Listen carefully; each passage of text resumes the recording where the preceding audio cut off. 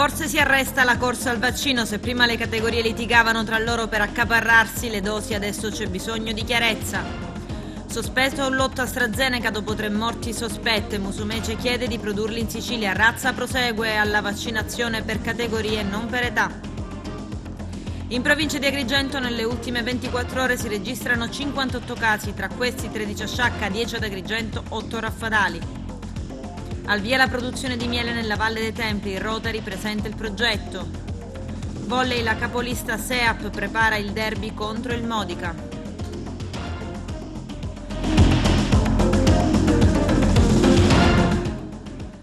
Bentrovati gentili telespettatori al nostro appuntamento con l'informazione. Anche se vaccinarsi è un atto di civiltà e per qualcuno un privilegio da rincorrere, è stato ritirato un lotto di AstraZeneca e mentre occorre far chiarezza sorgono dei dubbi, oggi assolutamente legittimi, e l'assessore regionale alla sanità Ruggero Razza ha sottolineato che si deve fare al più presto chiarezza. Vediamo. In queste settimane è stato un tutti contro tutti nella corsa al vaccino. Commessi imbufaliti dopo l'apertura della campagna agli avvocati, sindacati del commercio in guerra, scuole private contro scuole pubbliche, insegnanti contro professori universitari, un putiferio per accaparrarsi per primi la dose. Adesso cambia tutto, o almeno sorgono i primi dubbi. L'AIFA ha deciso di sospendere il lotto di AstraZeneca finito al centro delle indagini per omicidio colposo.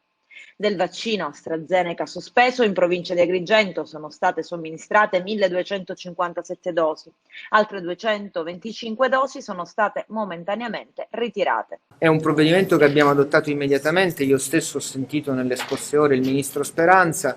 Del lotto che riguarda questa distribuzione in Sicilia come in altre regioni italiane erano arrivate numerose dosi, segnatamente in Sicilia oltre 20.000, 18.000 delle quali già somministrate.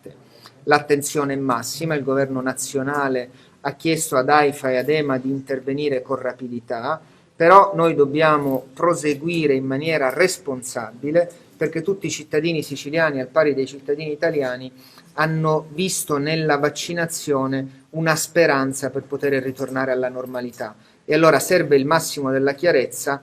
Il mio appello, che so essere anche l'appello del Ministro della Salute, è quello lì di dare il più possibile chiarezza e di essere a disposizione, come siamo stati fin da subito, di tutte le autorità giudiziarie inquirenti per poter favorire il più possibile l'accertamento rapido di una verità che serve anche a dare certezza e sicurezza ai cittadini. Parliamo adesso delle 3 morti sospette dei siciliani vaccinati con AstraZeneca.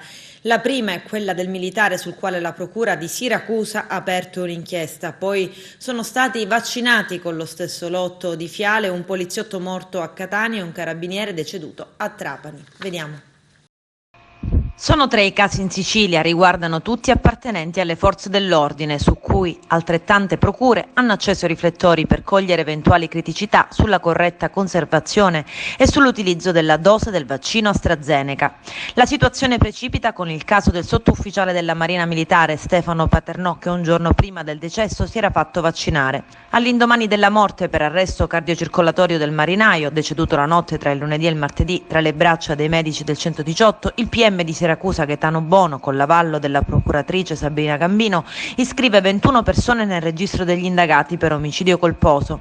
Decide di compiere l'autopsia con un pool di 4 medici, fissata tra oggi pomeriggio e sabato, e nel frattempo decide di sequestrare il lotto del vaccino di AstraZeneca. L'inchiesta di Siracusa rimbalza sui media e nel pomeriggio il procuratore di Catania Carmelo Zuccaro mette in allerta i carabinieri del NAS su un altro caso, successo poco tempo fa a Catania. È quello del poliziotto della squadra mobile Davide Villa, di 50 anni, che 12 giorni dopo essere stato sottoposto al vaccino AstraZeneca è morto in ospedale a San Marco a causa di problemi trombolitici. Zuccaro apre un fascicolo basandosi sulle notizie di stampa senza alcun indagato, ipotizzando il reato di omicidio colposo. La sua decisione di avviare un'indagine per garantire la salute pubblica ha il denominatore comune, ovvero il vaccino AstraZeneca e in particolare il lotto ABV 2856, finito nel mirino del sospetto. Ed è sempre questo lotto ad allarmare un'altra procura, quella di Trapani, che ha già avviato un'inchiesta sulla morte sospetta di un carabiniere. Il vicecomandante della sezione di polizia giudiziaria di Trapani, Giuseppe Maniscalco, di 54 anni. Il sottufficiale dell'Arma aveva accusato un malore, seguito poi dal decesso a poche ore dalla somministrazione del vaccino AstraZeneca, avvenuto a metà febbraio. L'indagine era stata aperta dopo un esposto presentato dai familiari del militare. Da pochissimo l'autopsia sul corpo senza vita del maresciallo Maniscalco ha escluso che l'uomo sia morto a causa di una trombosi, ma alla luce delle notizie dell'ultima ora, l'ASP di Trapani ha avviato ulteriori indagini per capire sino in fondo se i motivi del decesso sono legati al siero di AstraZeneca. E riguardo ai vaccini, Roma ordina di andare avanti solo per età, ma la Sicilia continua con avvocati e giudice. Musumeci candida l'isola a sede dove produrre i vaccini. Vediamo. Il governatore Nello Musumeci candida la Sicilia a sede di produzione dei vaccini. Lo fa con una lettera al ministro per lo sviluppo economico Giancarlo Giorgetti. È una nostra manifestazione di volontà, persino ardita. Speriamo di avere un riscontro da parte del governo nazionale, dice. Il presidente non si è sbilanciato sul sito in questione, ma nella lettera inviata al ministero avrebbe parlato di una struttura universitaria dotata di camera bianca e bioredattore, che potrebbe essere posta immediatamente a disposizione del sistema produttivo. Un asso nella manica che consentirebbe almeno in parte di superare il problema dell'approvvigionamento dei vaccini. Appena arriveranno le dosi, ha detto Musumeci, attraverso i punti hub che abbiamo allestito in ogni provincia, potremo vaccinare anche 20.000 persone al giorno. Manca solo per la disponibilità delle fiale e le notizie che arrivano da Roma e Bruxelles per ora non sono incoraggianti. E a proposito di piano vaccinale, mentre il governo Draghi prevede in tutta Italia lo stop alle vaccinazioni di categoria, la regione siciliana insiste a voler continuare a vaccinare magistrati, avvocati e netturbini.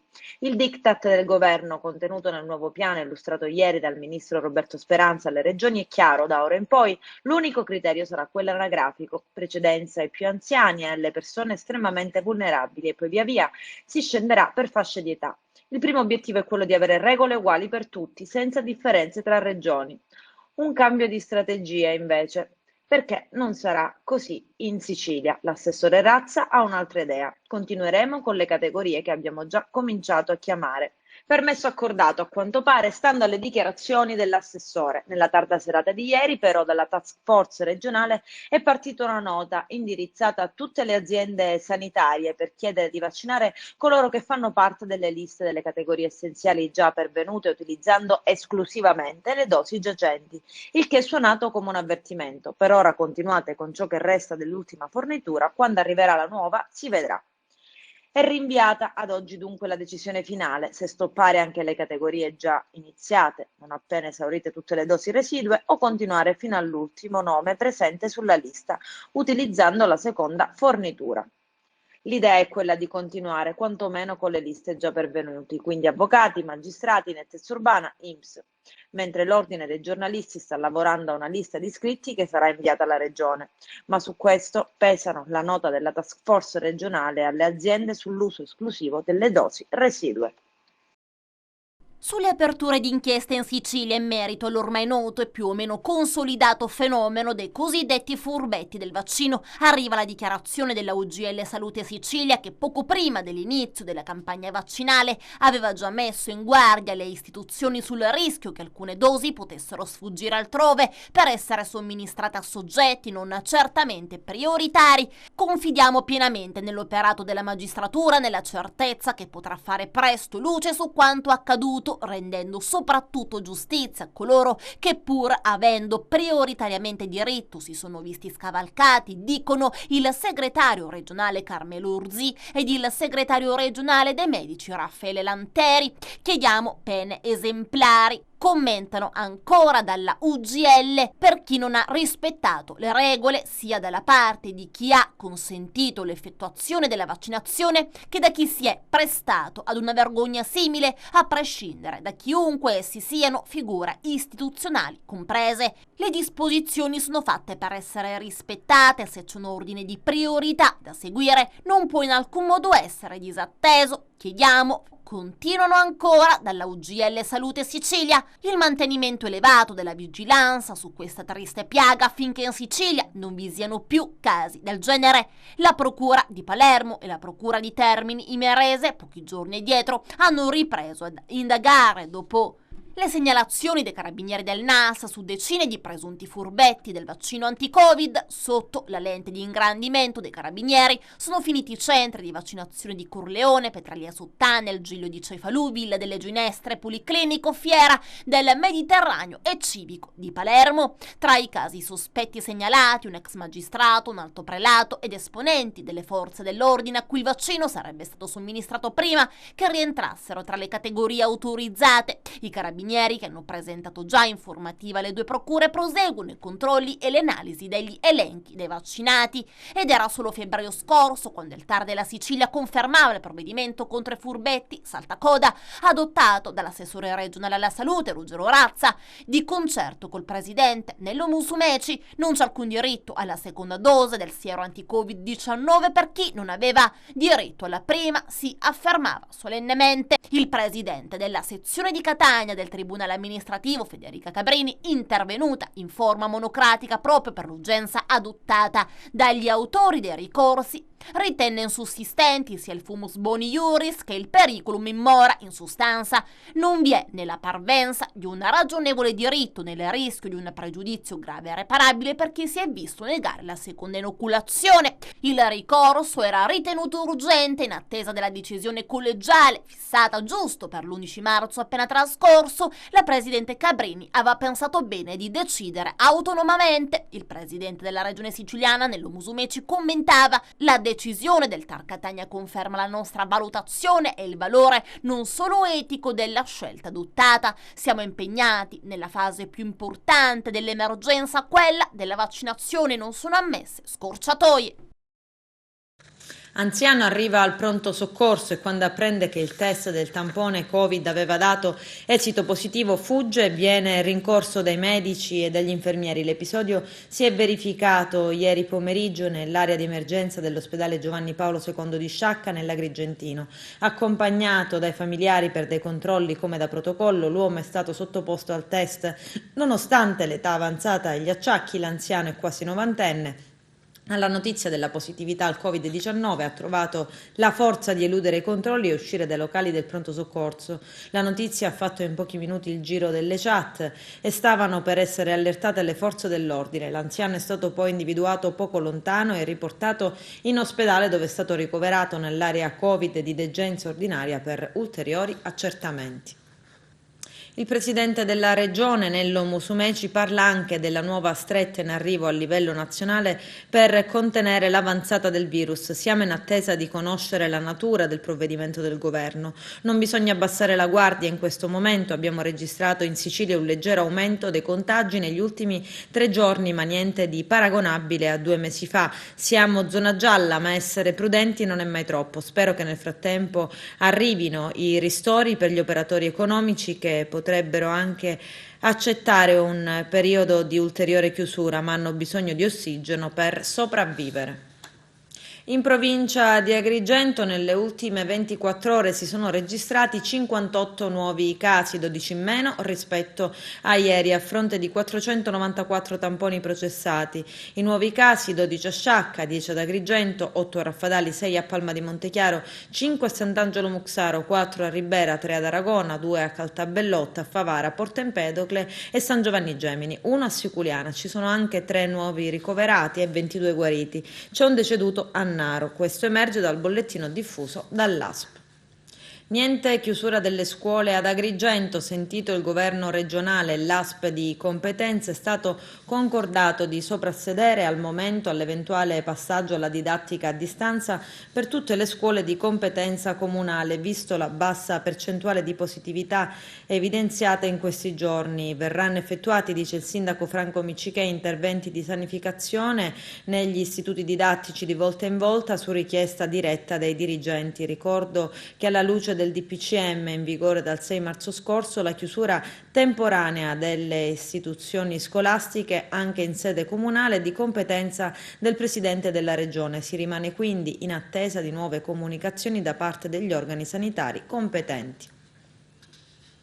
Il segretario generale della UIL di Agrigento Geracquisto e quello della UIL Scuola Lillo Burgio, a proposito della non chiusura delle scuole di Agrigento, affermano: abbiamo sentito diversi presidi, dirigenti didattici e docenti che ci hanno manifestato la loro preoccupazione, i loro timori, visto che il virus sta circolando moltissimo. Facciamo presente che molti di loro non sono stati sottoposti a vaccino. Siamo convinti che in questo momento la DAD sia l'unica via di uscita, anche se non siamo favorevoli a questa soluzione, ma il pericolo che i contagi continuino a crescere è altissimo. La didattica a distanza è sicuramente un problema, perché tutti quanti noi vogliamo, a cominciare dagli studenti, ma anche il personale della scuola, vorremmo la didattica in presenza, ma la didattica a presenza è legato a un altro diritto, oltre a quello allo studio degli studenti, che è il diritto alla salute. E purtroppo, alla luce degli ultimi dati che riconoscono alla variante inglese una percentuale altissima di contagio, noi riteniamo che bisogna agire con prudenza, mantenere l'equilibrio attuale che c'è nella nostra regione con la didattica al 50% in presenza. Tant'è che abbiamo avuto una discussione qualche giorno fa proprio con l'assessore La Galla, perché ha fatto una nota dove invitava le scuole eventualmente a poter procedere con l'aumento della didattica in presenza, però secondo noi non ci sono le condizioni, non ci sono i presupposti, anche perché questa variante, come sappiamo, colpisce prevalentemente i giovani, quindi secondo noi non ha senso in questo momento aumentare la percentuale della didattica in presenza, una cosa che tra l'altro abbiamo condiviso anche con gli studenti, quindi con la rete degli studenti medi, con gli studenti della consulta, perché è opportuno essere prudenti e cercare quanto più possibile mantenere la zona gialla in Sicilia, visto quello che sta succedendo nel resto del paese. Problemi che si stanno avendo con questo lotto di AstraZeneca, che potrebbero indurre molte persone a spaventarsi e quindi a non vaccinarsi. È un problema molto serio, ne parlano stamattina tutti i giornali, non solo a livello regionale, perché di fatto, come sappiamo, ci sono 3 casi in Sicilia di 3 decessi, da verificare se siano legati direttamente al vaccino AstraZeneca, che come sappiamo è il vaccino che è stato somministrato a tutti i lavoratori del pubblico impiego, quindi alle forze dell'ordine, al personale della scuola. E devo dire che al di là di quello che è stato dichiarato dall'assessore Razza, il personale della scuola ha risposto in massa e con grande senso di responsabilità, quindi tutti si sono prenotati. Anzi, abbiamo denunciato, e anche di questo abbiamo parlato con la Galla, il fatto che ci sono migliaia di docenti in Sicilia che non possono prenotarsi, pur volendolo fare, perché sono tutti quei docenti che sono titolari nelle scuole del nord Italia, ma che sono in servizio in Sicilia, quindi risultano di fatto titolari nelle scuole del nord e non si possono vaccinare nella nostra regione. Il problema ora è un problema reale, il panico sta già venendo fuori, perché soprattutto i soggetti che hanno delle patologie, che comunque lavorano regolarmente, sono preoccupati perché gli effetti di questo vaccino abbiamo visto che di per sé già naturalmente producono delle condizioni di malessere, proprio le condizioni che sono tipiche del Covid. Io tra l'altro l'ho avuto, quindi conosco molto bene quali sono i sintomi di questo virus, e quindi voglio dire c'è una grande preoccupazione adesso per capire effettivamente quali siano gli effetti che questo vaccino produce. Speriamo che si faccia chiarezza per continuare a procedere con la vaccinazione, perché la condizione che noi speriamo e auspichiamo per poter tornare a quella normalità di cui tutti quanti abbiamo bisogno. È stato travolto dalla sua motozappa mentre stava effettuando dei lavori nel suo appezzamento di terra nel quartiere di Fontanelle d'Agrigento, in via Navarro dell'Amiraglio. Un pensionato agrigentino è rimasto gravemente ferito alle gambe in seguito all'incidente, ma secondo una prima ricostruzione avrebbe avuto la forza di chiamare lui stesso i soccorsi e chiedere aiuto gridando. Sul posto il personale medico e gli agenti della sezione volanti della questura di Agrigento. Immediato il trasferimento in elisoccorso all'ospedale di Sciacca, dove è stato operato. Non sarebbe in pericolo di vita. Mafia, sigilli al tesoro da 5 milioni del re delle scommesse. Ci sono anche le quote di un ristorante. I dettagli nel servizio.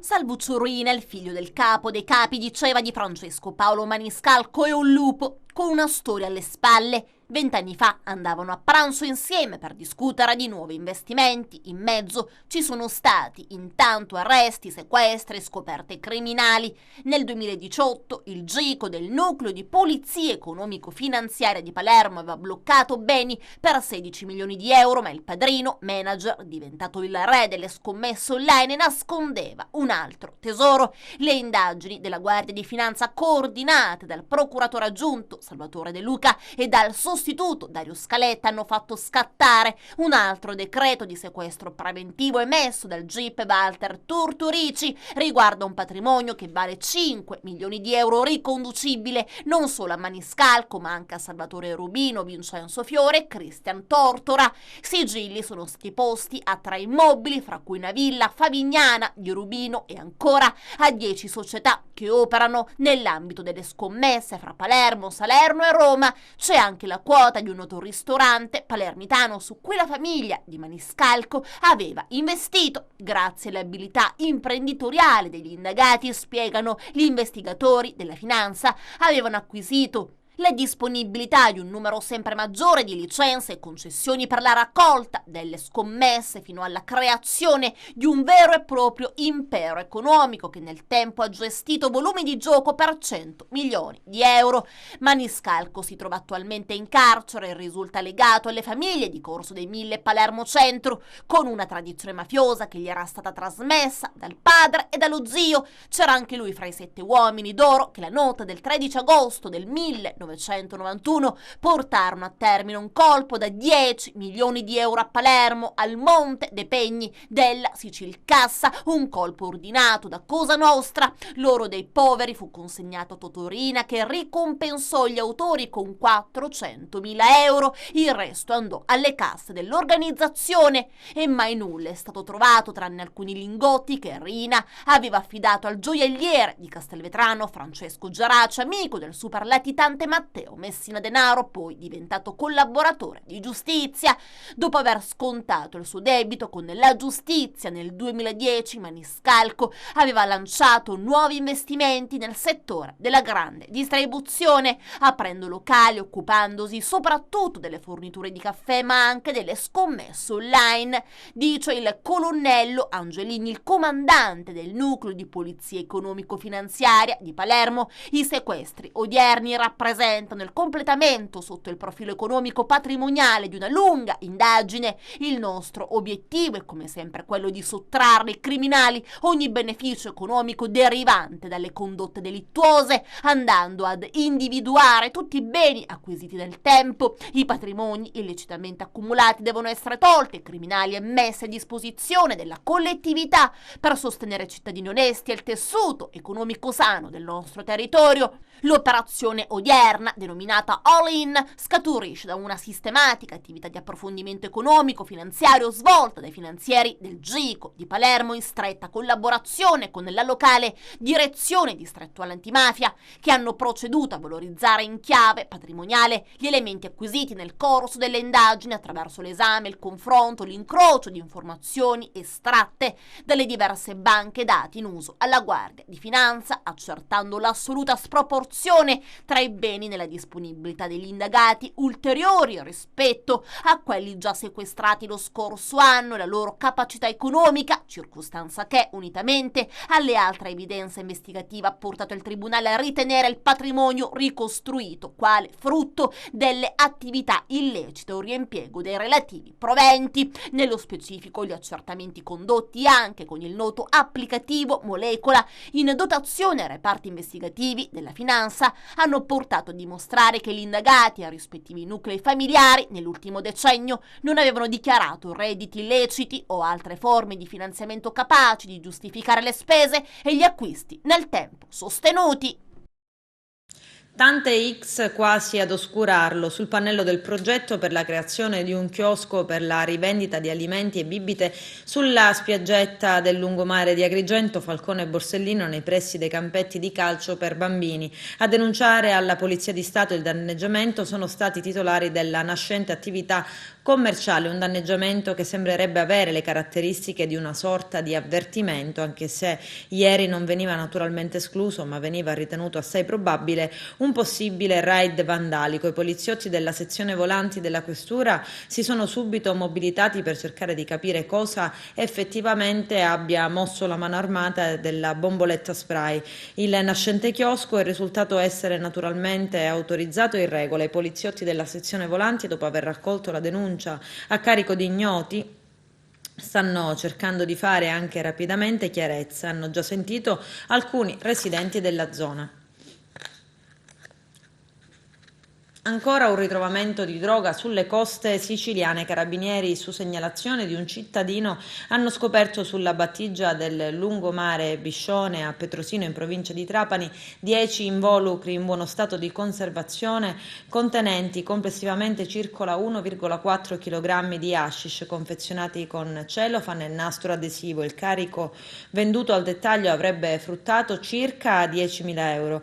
I panetti sono stati imballati nello stesso modo di quelli contenuti nei più consistenti pacchi di droga ritrovati in passato. Dall'inizio del 2021 questo è il quarto ritrovamento nella sola provincia di Trapani. Proseguono le indagini per risalire alla provenienza della sostanza stupefacente.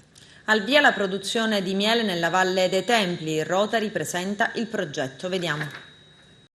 Il Rotary è onorato di inaugurare questo progetto dove il distretto ha messo una sua parte ritenendolo fondamentale. Io amo la Sicilia, amo il Rotary e quindi credo che piccoli gesti importanti come questo possono servire alle collettività locali, ma possono servire anche a far capire come noi siamo impegnati per la difesa dell'ambiente, per la tutela di tutto quelle che sono le nostre bellezze archeologiche. Noi siamo un museo a cielo aperto e siamo qui per valorizzare tutto quello che noi abbiamo. Il miele servirà anche alla Caritas e quindi anche questo è un connubio importante che noi oggi celebreremo. La Valle dei Templi non è soltanto museo, non è soltanto templi, ma è anche tanto altro. Assolutamente sì, questo peraltro è un parco archeologico e paesaggistico, è il primo parco paesaggistico attivo che c'è in Sicilia.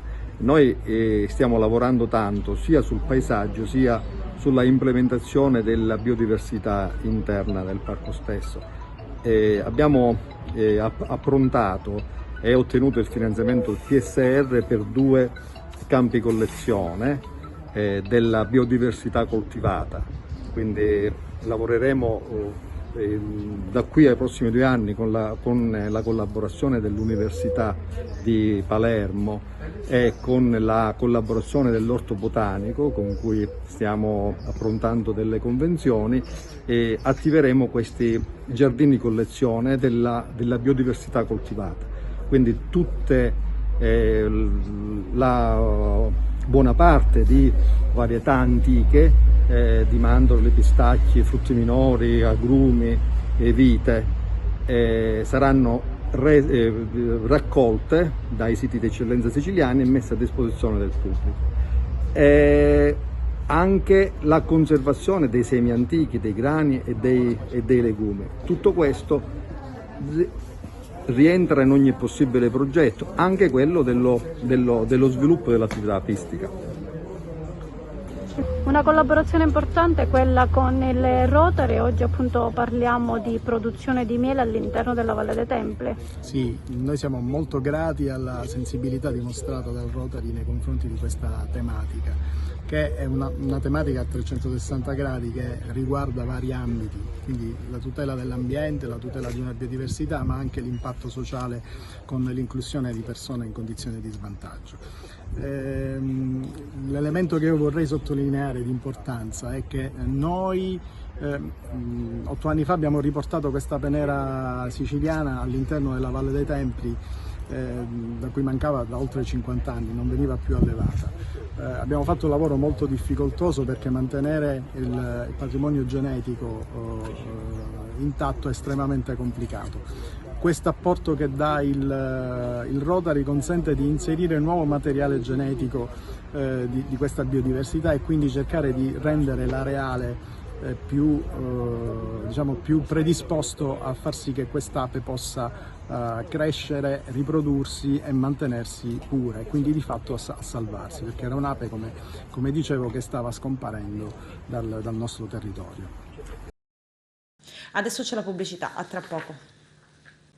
Dopo anni potranno essere realizzati dei lavori di consolidamento che potrebbero consentire interventi di fruizione di natura turistica degli ipogei del purgatorio dell'acqua amara. Il Genio Civile infatti ha ricevuto da parte del Comune di Agrigento i definitivi rilievi sotterranei delle gallerie che hanno permesso non solo di avere una precisa ricostruzione di quanto riguarda il loro sviluppo sotterraneo, ma anche l'individuazione delle aree in cui saranno necessari i lavori di consolidamento per scongiurare il rischio di cedimenti. Acquisiti i rilievi, il capo del Genio Civile Rino Lamendola, al fine di riprendere i lavori, ha convocato una seduta del tavolo tecnico interdipartimentale per una riunione operativa che porterà alla redazione di un progetto esecutivo che potrebbe essere definito entro luglio. Il progetto sarà poi consegnato al Comune di Agrigento per mettere a gara gli interventi. Ad oggi la disponibilità economica è di 2,3 milioni di euro. Obiettivo dei ragazzi della Trinacri è vivere in un ambiente pulito. Domenica prossima saranno al lavoro a Fontanelle. Eugenio Cairone. Noi e l'assessore Vaccaro stiamo organizzando la pulizia delle palme di Fontanelle. Lo hanno annunciato dalla loro pagina Facebook i ragazzi della Trinacria, l'associazione di volontariato di Agrigento, nota ormai per il prezioso contributo offerto per rendere pulita la città con abnegazione. Abbiamo gli strumenti, scrivono ancora i ragazzi della Trinacria, per cambiare l'ingresso del quartiere di Fontanelle. L'appuntamento è per domenica alle 9 nel Viale Sicilia. Da tempo Fontanelle reclama interventi per salvaguardare l'unico polmone verde costituito dalle palme, salve per miracolo dagli incendi, quasi sicuramente dolosi, che tutti gli anni hanno interessato la zona. Ai cittadini interessa liberare i luoghi dal degrado, aggravato proprio dall'abbandono delle palme. E dal quartiere di Fontanelle arriva il ringraziamento per il grande senso civico dimostrato dall'associazione ancora una volta. Un plauso a loro e all'assessore competente Giovanni Vaccaro, che domenica sarà presente in Viale Sicilia. E ci saremo anche noi a seguire quello che per Fontanelle diventa davvero un momento straordinario per chi ama il verde pubblico e ci tiene a custodirlo, sperando che a quello di domenica seguano altri appuntamenti degni di nota. Sequestrati oltre 700 ricci di mare a Seccagrande, a Ribera. I militari hanno trovato 2 soggetti del Palermitano intenti alla pesca abusiva, ben oltre il limite consentito dalla legge, che è di 50 esemplari. Per di più, con l'ausilio di apparecchi ausiliari di respirazione vietati per l'esercizio della pesca sportiva ed altri strumenti vietati dalla normativa vigente, il prodotto ittico è stato sequestrato e rigettato in mare, in quanto si trattava di esemplari ancora vivi, a cura dell'equipaggio della motovedetta Guardia Costiera. Ai trasgressori è stata contestata la violazione amministrativa per 1.000 euro. I militari hanno proceduto anche al sequestro delle attrezzature utilizzate per la pesca di frodo. Noi abbiamo accolto ovviamente con grande favore e con grande interesse, ecco, questo sentimento popolare che si è risvegliato in occasione appunto di queste ultime vicende, che ovviamente non ci ha stupito, perché già appunto con le battaglie del Mare Negato avevamo avuto modo di toccare con mano l'importanza di questi temi per la cittadinanza e anche la voglia di spendersi in prima persona. Oggi, rispetto a tutto quel percorso che è confluito in un documento, ma è confluito anche in una serie di iniziative, tanto fuori dal palazzo quanto dentro, ricordo le battaglie dell'amministrazione a Corinti per la delimitazione delle aree demaniali che riguardavano proprio la cittadella fieristica, ricordo i ricorsi relativi alla falce. Ecco, di tutte quelle battaglie resta sicuramente da un lato la consapevolezza che sono importanti sicuramente le rivendicazioni e le buone intenzioni, ma è anche importante trovare una strada concreta per portarle avanti, e la strada è quella di restituire il controllo quanto più possibile di queste aree alla cittadinanza, aree che in gran parte dipendono dal Ministero delle Infrastrutture e dei Trasporti, sono affidate all'autorità portuale e che purtroppo, senza voler alimentare quelle che qualcuno ha definito nel tempo beghe istituzionali, in realtà si risolvono, diventano delle battaglie finalizzate a stabilire chi deve decidere, se un organo amministrativo burocratico o la cittadinanza. In questo senso devo dire che il grande elemento di novità forse è la sensibilità e l'apertura dimostrata dal Presidente dell'autorità portuale Mega rispetto al coinvolgimento della città e rispetto anche alla gestione degli spazi fieristici. È evidente, volendo diciamo, guardare alla situazione nel suo insieme, che i due nodi cruciali di tutto, diciamo, dello sviluppo futuro del discorso del Mare Negato riguardano da un lato tutto il waterfront che va dal porto storico fino all'Annunziata, quindi l'ex fiera, ma anche la Rada San Francesco quando verrà finalmente liberata, da una parte, e dall'altra anche la zona falcata, senza ombra di dubbio.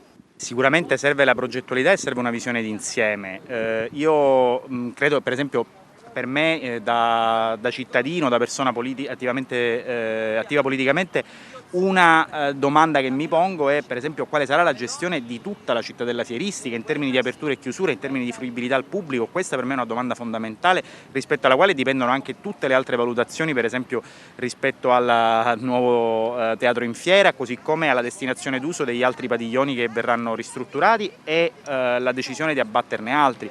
Quindi la effettiva fruibilità di questi spazi, quindi al di là poi della ricostruzione o meno di un edificio, è un tema centrale, perché è chiaro che un conto è avere un edificio che ti blocca l'accesso a mare e lì non puoi entrare materialmente, che è la norma purtroppo in questa città. Un conto invece è avere degli spazi che possono essere fruiti liberamente per la cittadinanza e non soltanto quindi per il turista, per il crocerista, che per carità sono pure importanti, però mi viene da dire nell'economia di una città, nella vita di una città, forse sono ancora più importanti i cittadini e le cittadine. Siamo allo sport volley, la capolista SEAP Dallicardillo Aragona verso il derby sul campo del Modica. La SEAP prepara con calma ed edizione la prossima impegnativa sfida dell'8ª giornata, la terza di ritorno. Vediamo. Nell'ottica che ogni partita fosse una finale, visto il campionato così compresso, ci siamo dall'inizio, quindi andiamo avanti, ogni partita ha un coefficiente di difficoltà altissimo, chiaramente più si va avanti e più la pressione sale un po' per tutti, quindi andiamo a giocarci le nostre carte, convinti dei nostri mezzi, consapevoli delle difficoltà. Ma Modica, un'ottima squadra che aveva inizialmente avuto un inizio un po' difficile, ma tutti più o meno si chiedevano perché, insomma, loro in primis, perché il roster è di ottimo livello. E come poi è normale, piano piano si sono sbloccate anche loro, hanno fatto ottime partite, ultimamente hanno recuperato molte posizioni in classifica, fatto delle vittorie importanti sia in casa che in trasferta, quindi è la squadra che ci aspettavamo dall'inizio, sinceramente, con un sestetto molto, molto forte, molto equilibrato e sicuramente molto temibile. La stagione è veramente complicata da questo punto di vista, lo sappiamo. Abbiamo adesso questa prima fase per la quale mancano poche partite, che non si sa quanto sarà decisiva in funzione di che cosa. Poi c'è stato il blocco delle retrocessioni a campionato iniziato. Sinceramente, guardare la classifica forse è stata guardata troppo all'inizio, magari questa cosa non ci ha aiutato. Io credo che concentrarsi su quello che è lo sviluppo della nostra squadra, pur con tutte le difficoltà, gli infortuni, e riuscire ad andare in campo sempre con la ricerca del migliore equilibrio sia la cosa più importante. Quindi cerchiamo di concentrarci poco sulla classifica, perché sappiamo che in una partita può cambiare tutto. Quando le partite sono così poche, la classifica è cortissima, l'ultimo risultato può determinare un cambio di scenario. Invece cerchiamo di stare tranquilli e di arrivare il meglio possibile in fondo. Sì, sarà una partita tosta come tutte. Come ci diciamo tra di noi, ogni squadra darà il 110% contro di noi dovremo essere brave a mantenere la tranquillità e a fare le cose bene come abbiamo dimostrato. Le capacità le abbiamo tutte, per cui basta solo più consapevolezza di noi. Sicuramente sarà un avversario anche lui tosto, hanno cambiato allenatore, per cui avranno un altro gioco, però dovremo essere brave noi a contrastarle e portare a casa la vittoria. Per voi questo ritorno in vetta al campionato cosa rappresenta, cosa vuol dire, che valore ha soprattutto? Sicuramente è una gioia, però dobbiamo essere sempre concentrate e raggiungere l'obiettivo che ci siamo prefissati all'inizio dell'anno, ce la daremo tutte. Però sono molto felice, come ho detto in precedenza è la mia prima esperienza e darò sempre il massimo, grazie sempre alle mie compagne. Con questo è tutto, termina qui l'edizione del telegiornale. Grazie per la gentile attenzione e per essere stati con noi. A presto.